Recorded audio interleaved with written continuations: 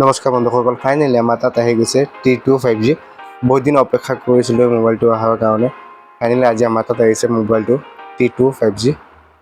আহক ভিডিঅ'টো আজি আৰম্ভ কৰোঁ। যদি আমাৰ ভিডিঅ'টো ভাল লাগে চেনেলটোক লাইক কৰিব, যদি চেনেল নতুন আহিছে ফ'ল' একটা মাৰি দিব।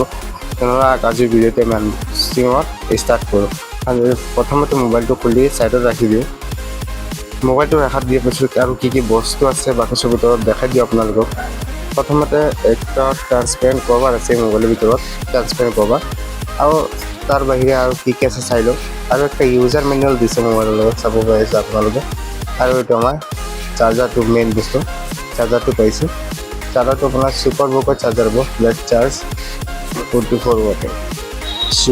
ফ্লেট চাৰ্জাৰটো চাইডত ৰাখি দিওঁ। ৰাখি দিয়াৰ পিছত আৰু কেবলটো চাই লওঁ।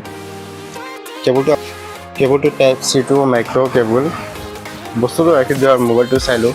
কালাৰটো কেনেকুৱা ধুনীয়া, এইটো কালাৰটো চাব পাৰি আছে আপোনালোকে।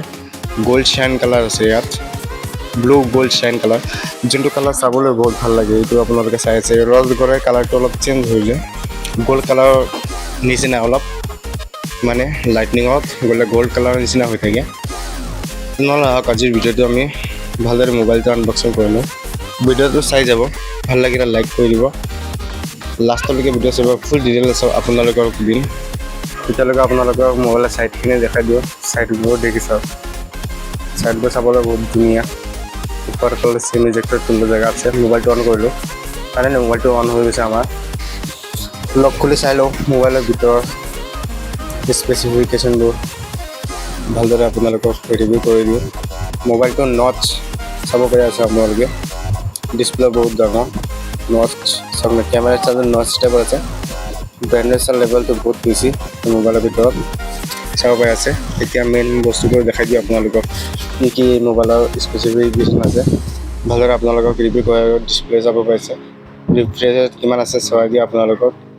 90 হাৰ্টছৰ ৰিফ্ৰেছ ৰেট পোৱা যায় মোবাইলৰ ভিতৰত, চাব পাৰি আছে আপোনালোকে। এইটো 90 হাৰ্টছৰ ৰিফ্ৰেছ, যোনটো বহুত স্মুথ, চলাইও আৰাম লাগে। তাৰপিছত চাই লওঁ আৰু কেমেৰাটো, মোবাইল অন কৰিলোঁ।